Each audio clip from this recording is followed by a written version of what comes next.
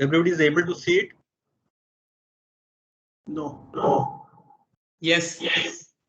Yes, sir. So first page tells us about the growth.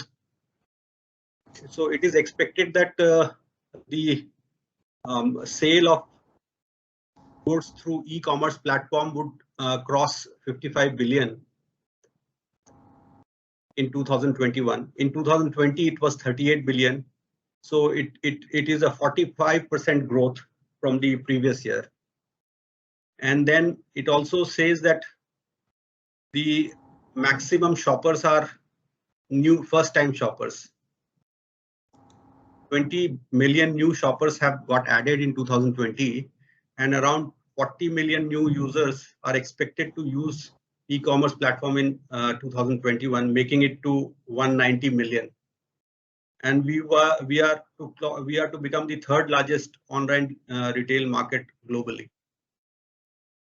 Then it is also expected that 88% of the new users in the next decade would come from tier 2, 3, and 4 cities. As of now, the consumers are driven by compulsion because of pandemic, as against the earlier data, which shows that 70% of the consumers were driven by the discounts which were being offered on, e-commerce platforms.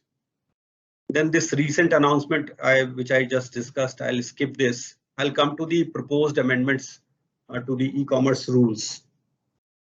As per the rule 2, which is not amended, it says that where all this rule will get covered, or which all entities or which all commerce would get covered under these rules.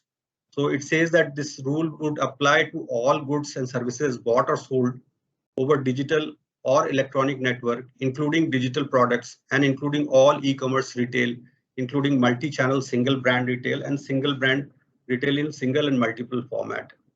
Then they are proposing to change or modify the definition of e-commerce entity. Earlier, e-commerce entity meant any person who owns and operates or manages the digital electronic facility. Now it also includes the other entity who would be engaged by these owners of e-commerce platform.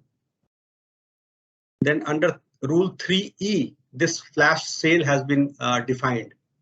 So first paragraph talks about what would be the flash sale. Means a sale organized by e-commerce primarily for with reduced price and high discount and with predetermined period of time on selective goods.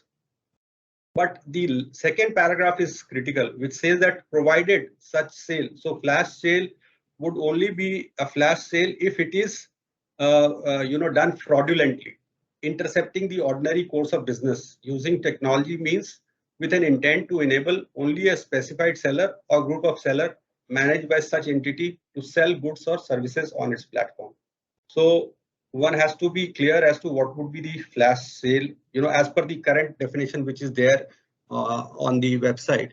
We don't know what would be finally notified because this is subject to change. Then it also proposes to introduce a new definition which is called mis-selling. It again means deliberate misrepresentation. Any selling by deliberate misrepresentation would be called mis-selling. Then a further explanation of mis-selling has been given. Broadly, it would mean that if wrong information is being given with regard to any product, that would be covered under the definition of mis-selling. If somebody is trying to mislead the customers, that would be covered under mis-selling. If it is aimed at causing prejudice to anybody, then it would be mis-selling. So that details are given under this. Then another rule which they have introduced is with regard to registration of e-commerce entities. Now it is mandatory for each e-commerce entity which intends to do business in India to get itself registered with Department of Promotion of Industry and Internal Trade, DPIIT.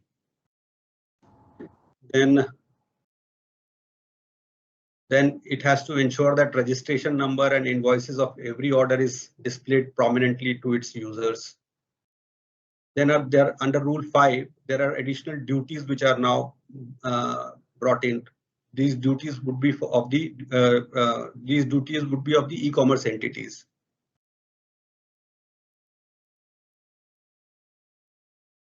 So they will not put in any misleading advertisement under sub rule 4. Then they will also appoint chief compliance officer and nodal contact person. I suppose these are all in line with IT amendments which are proposed by the government. Then it also says that resident grievance officer has to be brought in, and he has to be, the nodal officer has to be a resident of India and citizen of India also. Then e-commerce platform also has to publish on its website the grievance redressal mechanism. Then Rule 11 says that no e-commerce entity shall indulge in misselling of goods or services. Then Rule 12 is talking about cross-selling. Typically when we go to buy a jeans, when we check out, we are also offered that you can see similar product like a t-shirt which would match your jeans. So in those kind of cross-selling, it is the obligation of the e-commerce entity to provide adequate disclosure of to its user, displayed prominently in a clear and accessible manner on its platform. Name of the entity providing data for cross-selling, data of such entity used for cross-selling. Then 14,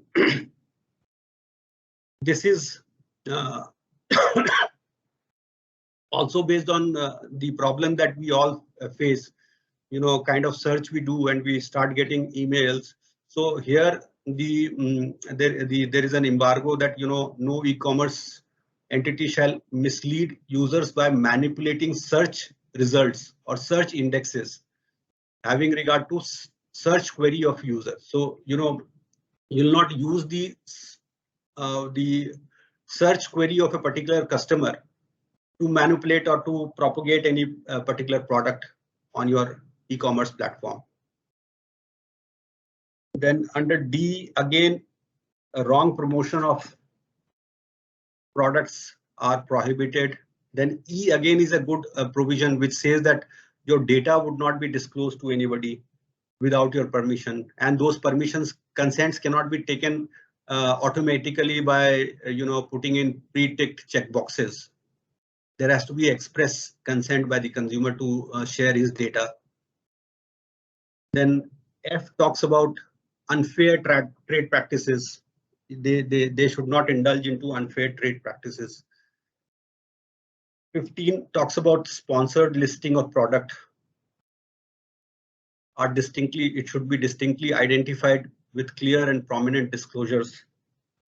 Then 17 talks about abuse of dominance. There is players like Amazon and all, they should not abuse their dominant position. They already are a dominant player in the e-commerce platform.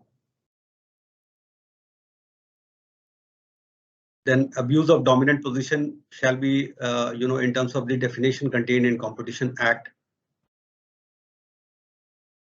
Then 18 talks about any if there is an order to disclose any cyber crime or investigation or any criminal act, the data has to be provided by e-commerce entity.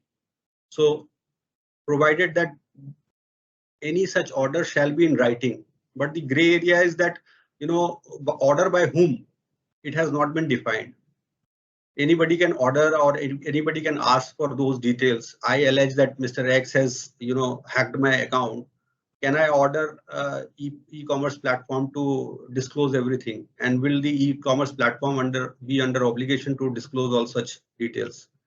So then 19 talks about e-commerce entity shall display clearly and prominently in its invoice the name of seller in the same size and format as that of e-commerce entity. So if it is a third-party product, those third-party products name also has to be disclosed prominently. So these are broad proposed amendment in the rules which has been